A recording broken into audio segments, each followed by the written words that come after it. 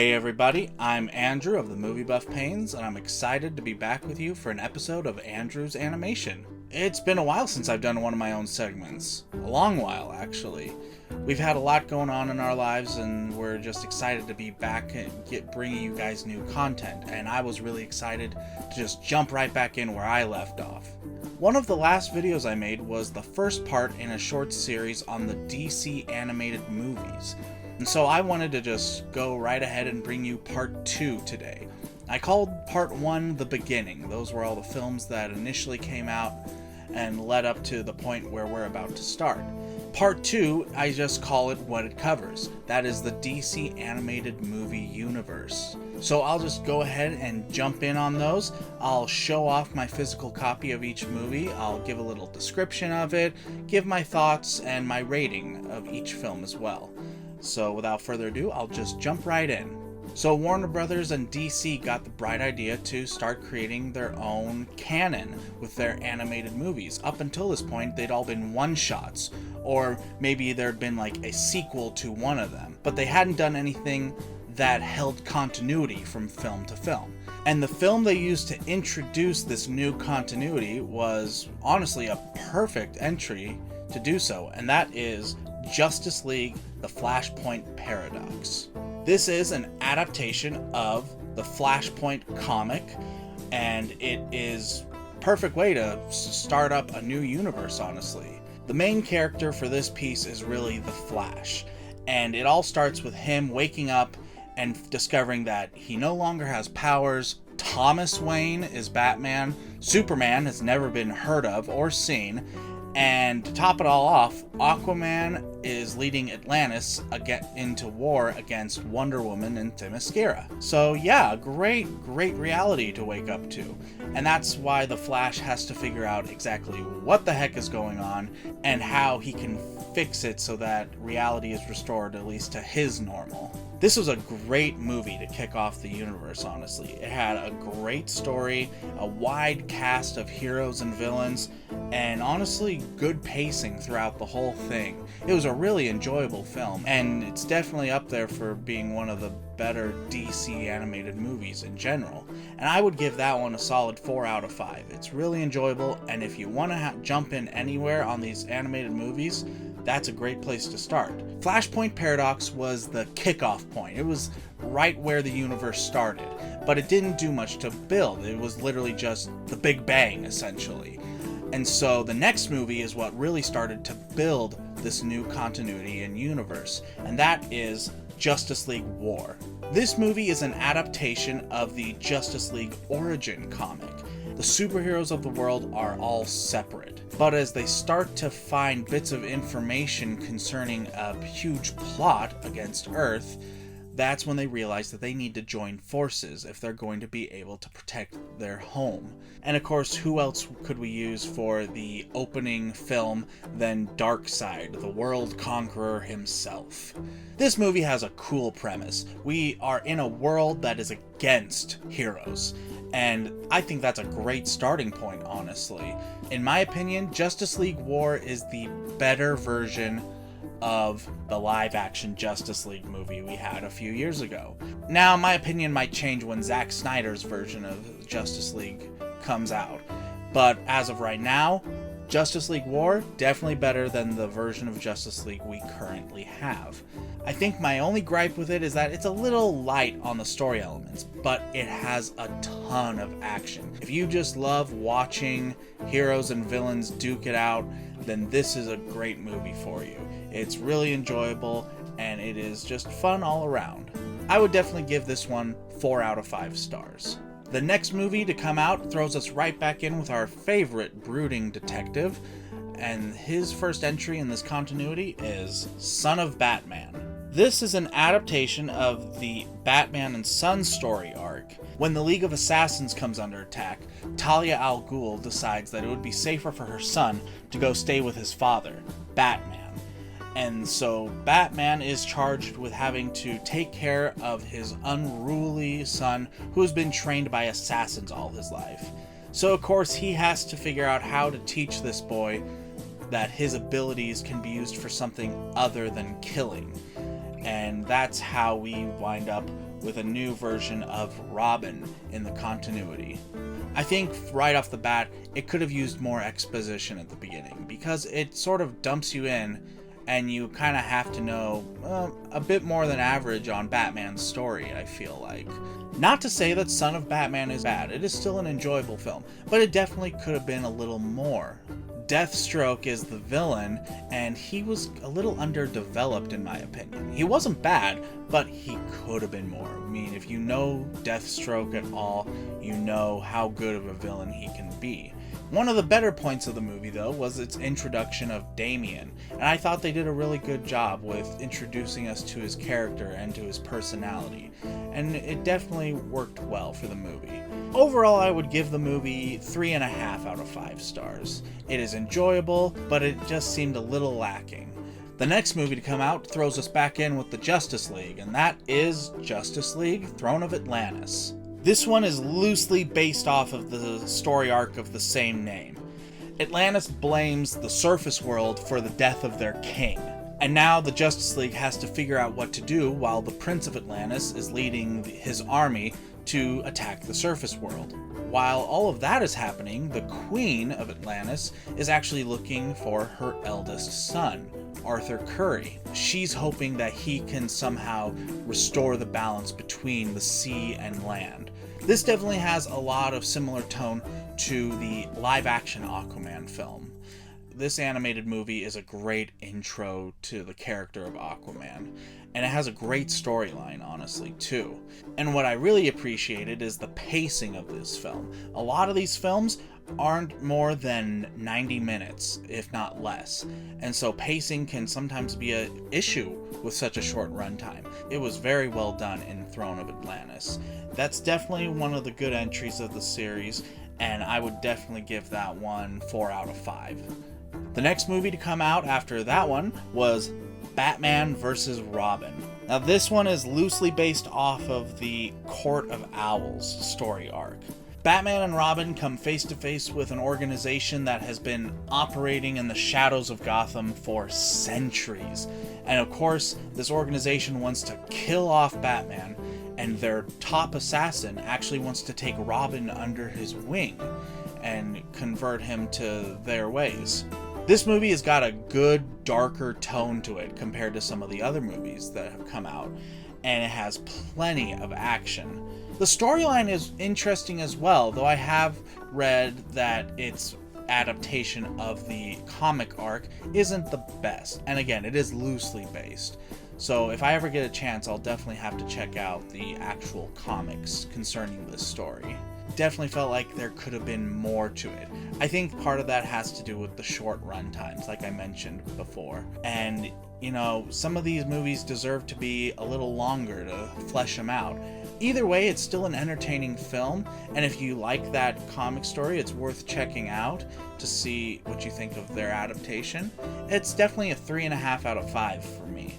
Up next was Batman: Bad Blood. While this isn't a direct adaptation of any particular story, there were elements taken from the Leviathan arcs of the Batman comics. After the latest mission, Batman actually goes missing, so it's left up to Nightwing and Robin to try and take care of Gotham. And at the same time, 2 new Bat-themed heroes also pop up to try and help fill the hole left by Batman. After some growing pains, they all band together to not only fight crime in Gotham, but also try and figure out what the heck happened to Batman and where he could possibly be. Because of course Batman's not dead. How could he ever be dead?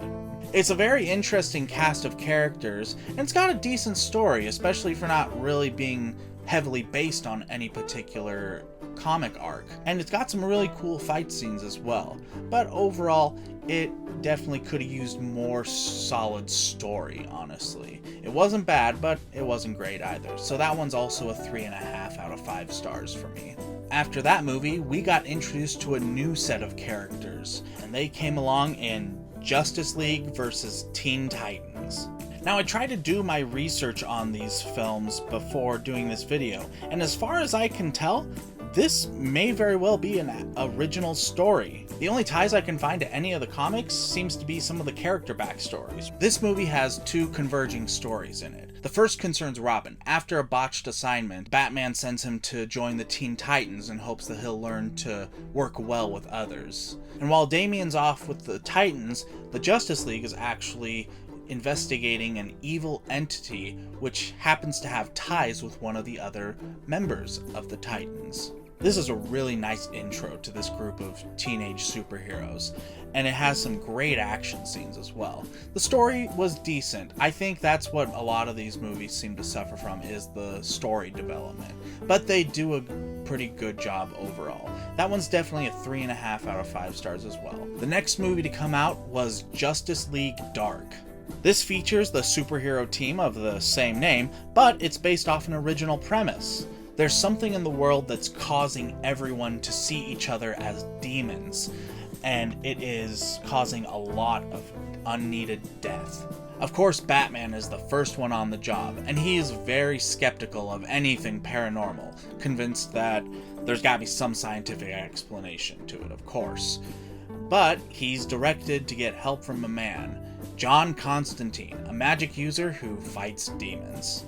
Batman and Constantine join forces, and they also get a few other unlikely heroes to join them in their fight against the demons of hell. This was one of the first entries in the DC animated movies to get the rating of R, which was huge at the time. It got dark in some sections. I mean, it was even sinister at a couple points. So it's definitely something you might not want the kids to watch if they're too young. One thing I really liked about this movie is it was really great to see the world of magic brought in to the DC universe.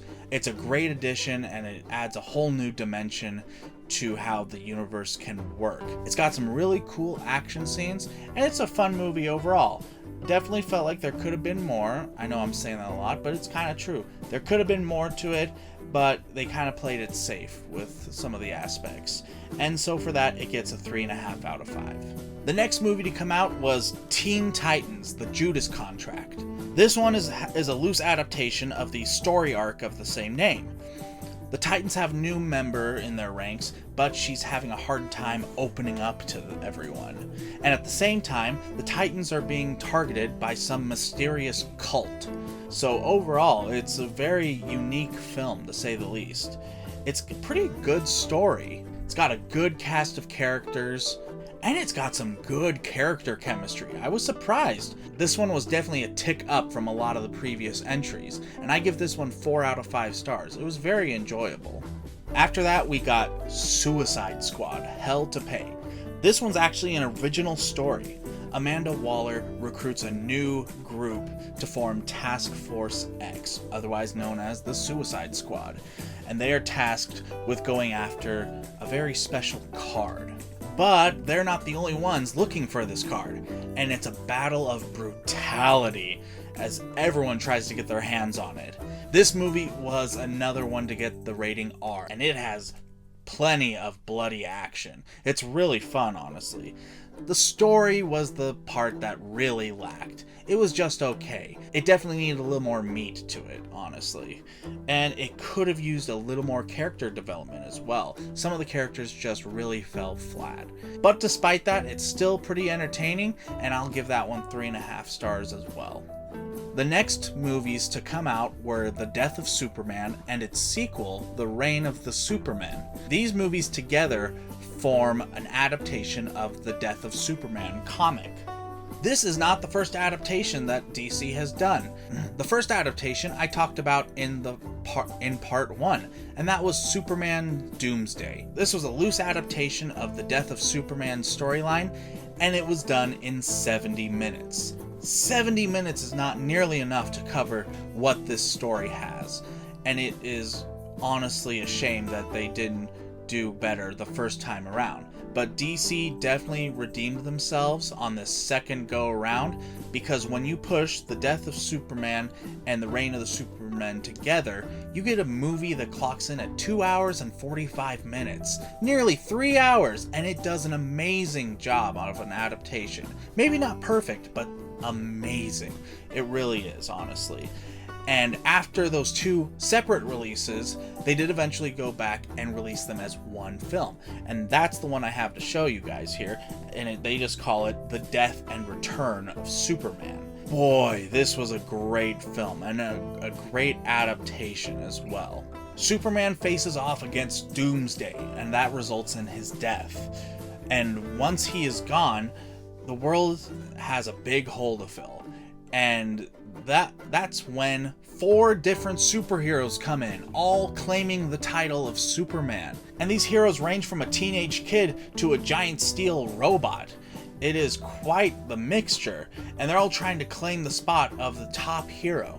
Meanwhile, in the background of all this, Darkseid is once again plotting to invade Earth, especially now that he knows that Superman is no longer in the picture. Despite its long runtime, this was excellently paced, and it didn't drag one bit, which I was surprised by for being nearly 3 hours, but it really didn't drag. It was great. The first half was a little bit better, honestly. Definitely more emotional, but the second half had some great action to it. They kind of balanced each other out, and it is much better than Superman Doomsday. It really is. It is a great film. If you haven't seen that one for some reason, that is definitely one of the first ones I would suggest you check out. I definitely give that one 4.5 out of 5 stars. It is that enjoyable for me. And if you watch it, I hope you enjoy it too. After that movie, the next one to come out was Constantine, City of Demons. This one is a loose adaptation of Hellblazer, All His Engines, and this one directly focuses on Constantine himself. Constantine decides to help an old friend and journeys to Los Angeles to try and figure out why people are just dropping into comas randomly. And that's when he comes face to face with a demon who is very much intent on making LA his personal slice of hell on Earth. This was actually originally a short web series, and they sewed all the episodes together into one coherent movie. And this very much leans into the violence and gore, which was really quite something to watch, honestly. It was dark and entertaining to no end, and I give that one a solid 4 out of 5 stars. It really was so fun to watch. From there, we went back to our favorite Dark Knight with Batman Hush. This one is loosely based off of the story arc of the same name. It involves a new enemy who seems to be one step ahead of Batman at all times. And this villain is pulling our hero further and further into a mystery that is layered with numerous villains from the Rogue Gallery. I mean, seriously, it's crazy how many of the Batman villains they decide to throw into this movie. It's amazing. And while all of that is going on, at the same time, Bruce Wayne has begun a romantic relationship with Selina Kyle, aka Catwoman. And that makes for a very good side story, honestly. There is good chemistry between the characters. I loved that about this movie. The chemistry was very good. And the story was pretty good, actually. I found myself enjoying it a lot. And the supporting cast of characters was just great. Again, tons of villains in this piece. And it is so much fun to watch each and every one of them have their little moment in the spotlight. This is definitely a solid 4 out of 5 stars for me as well. From there, we take a sidestep to one of our other big heroes, which she doesn't get nearly enough time in the spotlight in the animated movies, and that is Wonder Woman, and she comes back in Wonder Woman Bloodlines. Now this one, as far as I can tell, is an original story. They just take characters and elements from a few various comics. The story concerns Wonder Woman having to face off with the newly formed Villainy Inc., as they try to take her down as well as invade and conquer Themyscira. This movie had some of the best emotional depth to its characters that I've seen in most of these animated films. I was surprised at how much I was invested in these characters. And it's got a pretty good story for being a fairly original piece. And there's great action throughout, honestly. It's another 4 out of 5 stars for me. There's only one other Wonder Woman film that was released 10 plus years before this one. That's how long it's been since she's had her time in the spotlight besides the various Justice League films. But this one is a great film. It was definitely worth watching and is so much fun. Wonder Woman is a hero we need to see more of in the animated stuff, honestly. I hope that DC will do her justice and do more films focused around her specifically. The last movie to come out in the continuity was Justice League Dark Apocalypse War. This movie is loosely based on the story arc Darkseid War.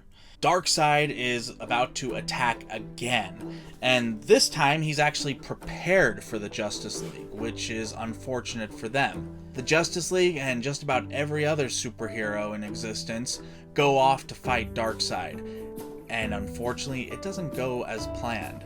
In fact, it goes very, very wrong. The survivors of that battle go back to Earth with little to no hope left. It is hard. But as we all know, in a world without hope, there is always the few that are fighting for it still. There are heroes and villains alike who want nothing more than to have their lives back to the way they were. There's only one problem with the rebellion. The key to their entire success rests on the shoulders of one drunken mystic known as Constantine, who is not looking forward to fighting Darkseid again. This has a dark tone throughout, and plenty of action. This was a great way to cap off the continuity, and while it doesn't have a perfect ending to the film itself, it is still a good ending. And that movie brought us to the end of the DC animated movie universe. And that also brings us to the end of this video. I almost forgot to tell you guys my top 5 films out of this particular chunk of movies.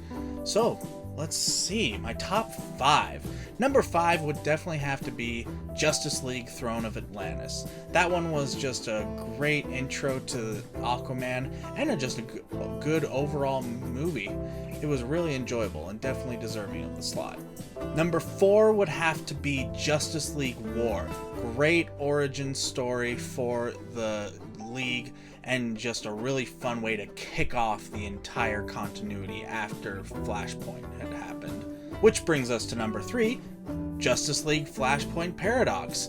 This was a great way to reset the clock and also to show us some kind of what-if scenarios within a different reality. Very enjoyable and some great action throughout, not to mention some good storytelling. Number 2 has to go to Wonder Woman Bloodlines. Like I was saying before, this is just a really good movie. The emotional depth to some of these characters was phenomenal, and it was a great piece of storytelling, all focused around Wonder Woman, which again, we don't get enough of in the animated movies. Number 1, if you couldn't have guessed it from the way I talked about it earlier, is The Death and Return of Superman, or The Death of Superman and the Reign of the Supermen. Of the entire animated movie universe, this particular set of films or film stand out as just a great entry, and honestly one of my favorite superhero stories I've ever seen, and definitely deserving of my number 1 slot. It's a long watch, but if you'll take the time, trust me, it's worth it. It is a great film. And that is my top 5 of the DC animated movie universe. If you know DC's animated library at all, you know that there are still a handful of films that I haven't even talked about, and ones that came out between a lot of these films.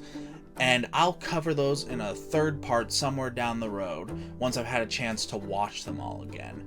It's been a long time for some of them, and it'll be first-time watches for others, and I'm looking forward to that.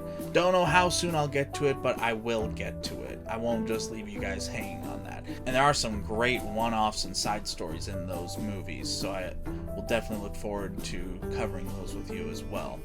Either way, this movie universe was actually pretty good overall. If I had to give an overall rating to the DC animated movie universe, I would give it a solid 4 out of 5. There are some good movies, there are some decent movies, and there are a couple of great ones in there, definitely. And if you can take the time to sit down and watch through them, it's definitely worth it. There is some great entertainment to be had in these movies. Well, thank you guys for watching. I hope you enjoyed the video. Don't forget to like and subscribe, hit the notification bell. I'm looking forward to bringing you more Andrew's animation in the near future, so keep an eye out for those, and we'll see you on the next one.